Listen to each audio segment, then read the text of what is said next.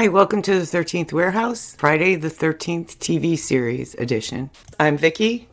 And I'm Kim. And these are the episode credits for Friday the 13th, the series, Season 1, Episode 23, Badge of Honor. Series created by Frank Mancuso Jr. and Larry B. Williams. Story by Jim Henshaw and Roy Swallows. Teleplay by Roy Swallows. Directed by Michelle Manning. Original air date July 5th, 1988. So we're back with Season 1, Episode 23, Badge of Honor. Kim is off again this week. She will be back next week. So you're stuck with just me today. So before I get started, I just wanted to say that when we began this phase of the podcast, we said we'd probably double or triple up on episodes because we didn't know how much interest there'd be in Friday the 13th since the series doesn't stream anywhere that I'm aware of. Surprisingly enough, people are listening, and enough people are listening that it makes sense to go one episode at a time. Now, there may be times when we double up due to scheduling or whatever, but for the most part, moving forward, we'll be doing just one episode at a time. Okay, so this week, the cursed antique from Friday the 13th Wiki is a sheriff star that violently kills anyone that it is pinned to. Which, as we'll see in this episode, that doesn't really make a lot of sense because nobody's pinning this badge on. People fall on it or it's pressed into their chest, but nobody's wearing this badge and nobody's pinning it on to anybody. So the only warehouse connection I could find with this episode is Bill Lake, who is the newscaster, right at the beginning of sort of at the beginning of the episode. And he appeared as Dave in the warehouse episode Magnetism. And that was the episode where the people in whatever town they were in just acted out. The old lady broke the hospital window, and the other guy kept grabbing Micah, and the nun jumped from the steeple. Can't remember who Dave was, but that's the only warehouse connection I could find in this episode. Where the hell is the backup? This thing is gonna fall apart. Circle, damn it, not yet! We got company! So this episode begins with a stakeout. It looks like the police are watching counterfeiters, but they're getting impatient waiting for backup. Let me just say that the white pinstripe suit and sunglasses at night was hilarious, and so 80s. It was so 80s that it was ridiculous. This was like an episode of Miami Vice. Not that I watched a lot of Miami Vice in the 80s, but I watched enough to recognize it. Detective Sharko loses his patience and rushes in. He's spotted and people start shooting. As the white limo, which was not very attention-grabbing at all, drives away, the female officer, or detective, whatever she was shot. Backup arrives in time to stop the limo and arrest all the bad guys inside. Sharko gets suspended. He argues about his dismissal because even though they arrested everyone in the car, the leader, or boss, Victor Haas, left earlier. So as Sharko puts it, he's still out there. Come in. Give me the badge too, Russ. You're suspended. You can't dump me while Haas is still alive. You can't. Haas is not your problem anymore. You nearly sunk me and the whole squad. You had to go in first, didn't you? You had to take him out all by yourself. Damn you, Russ. You got a cop killed. Just get the hell out of here. So Sharko packs up his stuff to return it to wherever one returns their stuff at the police station. When he puts it down on the counter, a sheriff's badge falls from somewhere, and Sharko keeps it.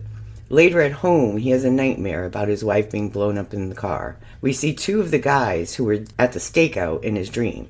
So I guess we can assume that the bomb was meant for him. When he wakes up, he runs to the bedroom and apologizes and cries to Gwen, who's in bed in one of those plastic tent things so we can't actually see her. But we can hear medical equipment running and pumping, so apparently she's not well, and we assume that she's in this state due to the car bomb. I had him. I was so close I could smell him, and I missed. I'm sorry, Gwen. I'm really sorry. So next we go to a club. Fun fact that I found when I was looking for warehouse cast connections. Roby, who plays Mickey, is the voice in the song that's playing at the club. I forgot to write down the name of the song, but just fun fact.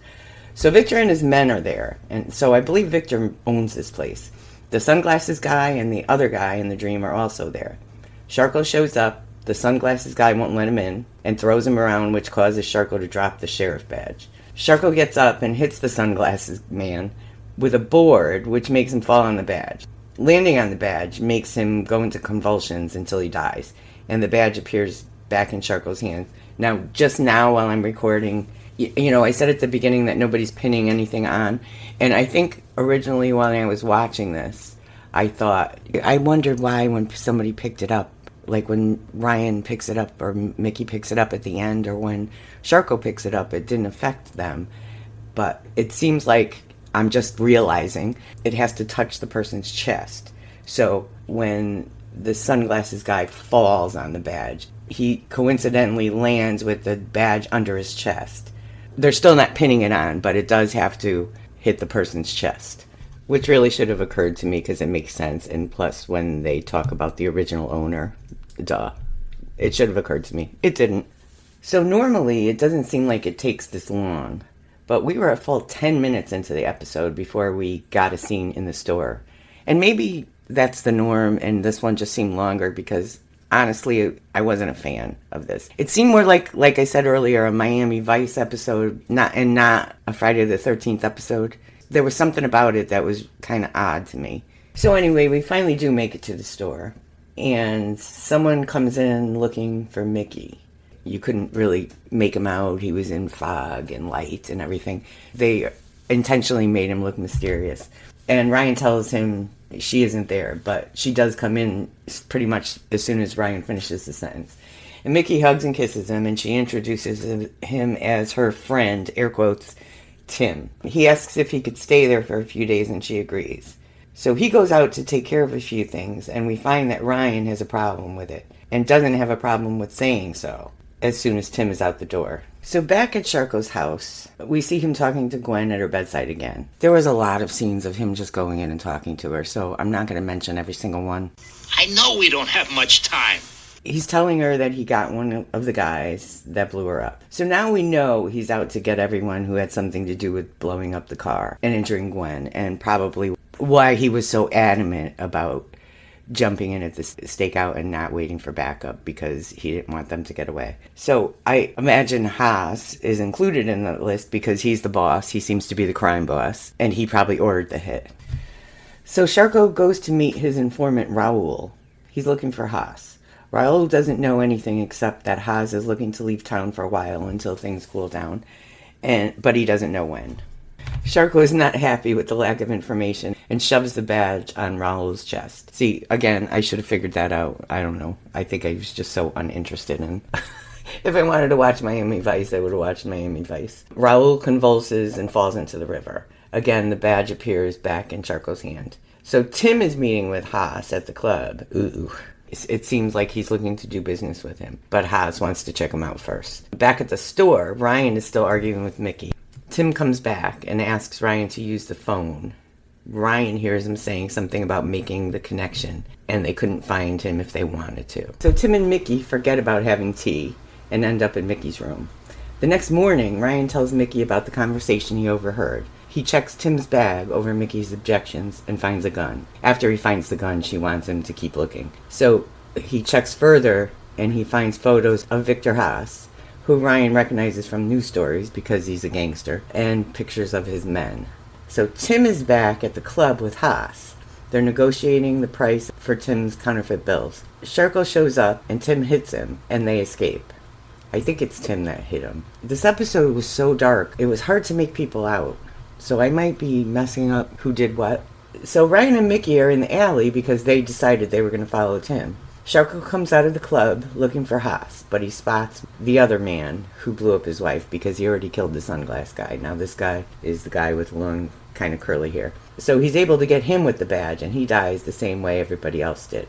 Mickey and Ryan watch it all happen, and they see the badge on the ground, and then they see it disappear. They don't see it show up in Sharko's hand because Sharko's already on his way out of the alley, but they do see it disappear.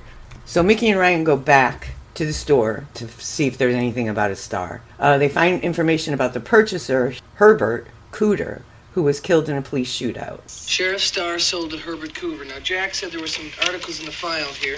Arms enthusiast Herbert Cooter, 38, of 118 Frank Road, was killed early this morning in a gun battle with police. Cooter, dressed in Western costume and claiming to be the reincarnation of Jesse James, held police at bay for more than an hour. Detective Thomas Vanderbeck successfully entered the house and fired the fatal shots. Cooter is believed responsible for a series of bizarre murders in which the cause of death could not be clearly established and victims were marked with star-shaped brands.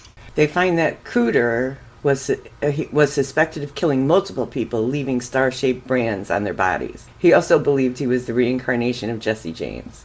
And this detective that they mention, who arrested him, is Sharko's partner, who I never remember his name and I've already forgotten. Tim comes back and interrupts their research.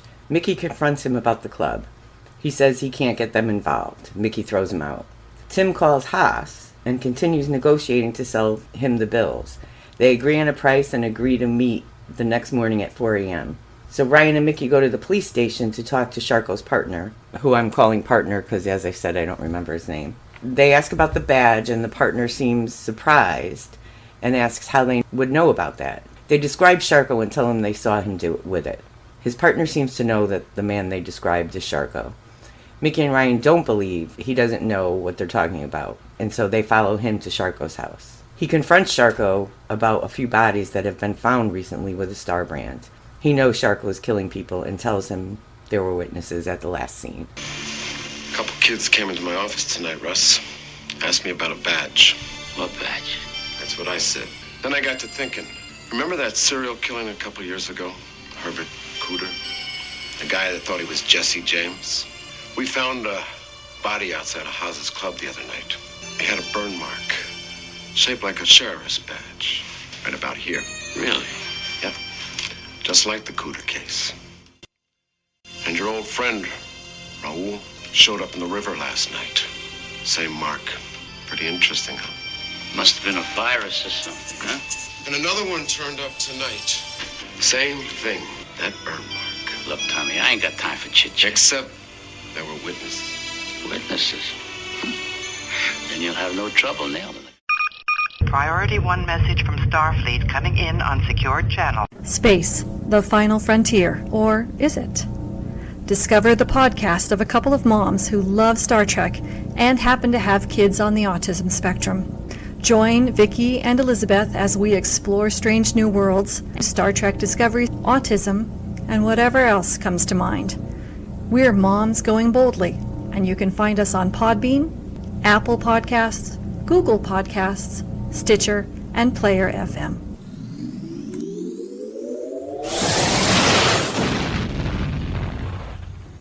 Hey, Dud Gramley here from Yeah, That Can't Be Good. Please join Kim, Vickie, Skip, and myself over at Yeah, That Can't Be Good for an episode-by-episode podcast of all things Eureka.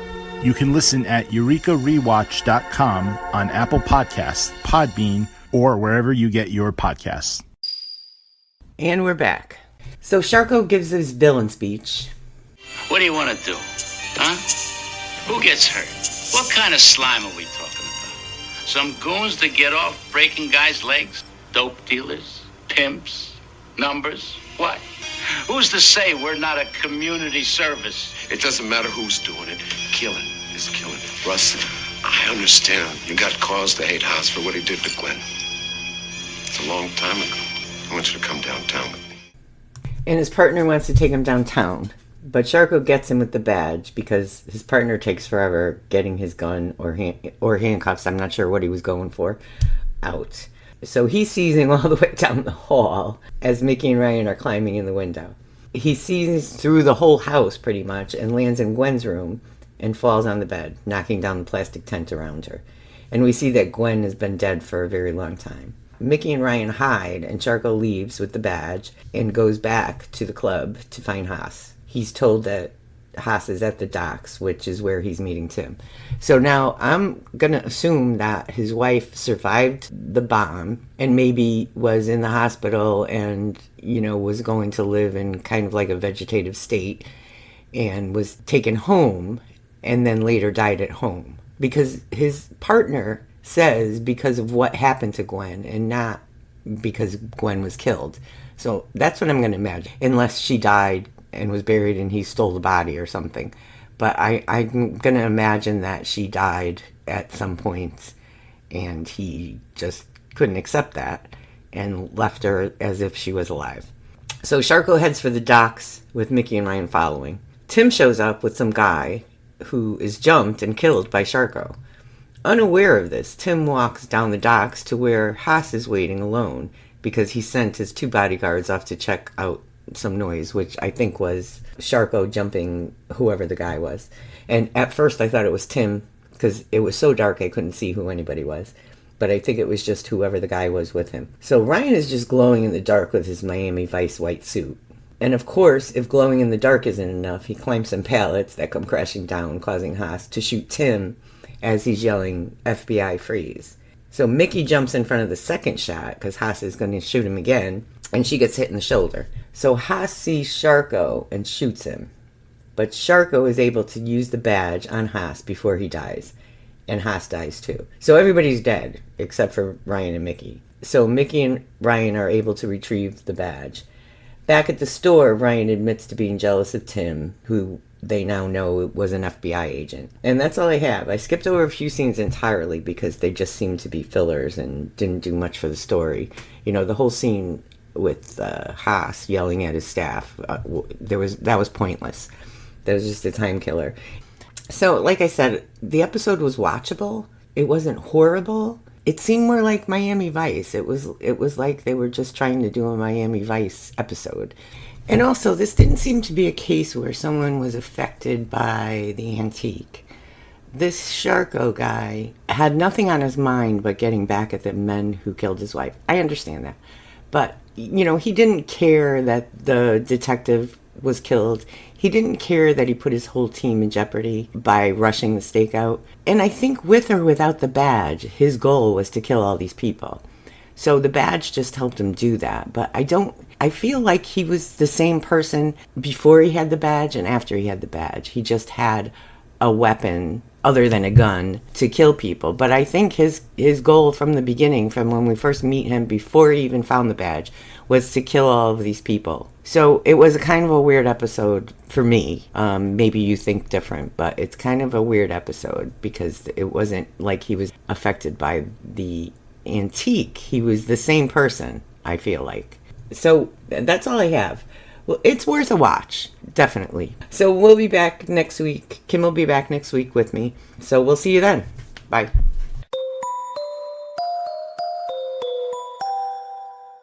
This is Doug, reminding you to follow us on Facebook at facebook.com/13th Warehouse, on Twitter at Eureka Warehouse, and on Instagram at Eureka_Warehouse. You can listen to the 13th Warehouse on our website, the13thwarehouse.com, on Apple Podcasts, Stitcher, Google Podcasts, or wherever you get your podcasts. Theme music for the 13th Warehouse, Friday the 13th, the Series Edition, Suspense Night, provided by Anton Kornienko. Pixabay user 147-98912. Free for personal or commercial use. See you next time at the warehouse.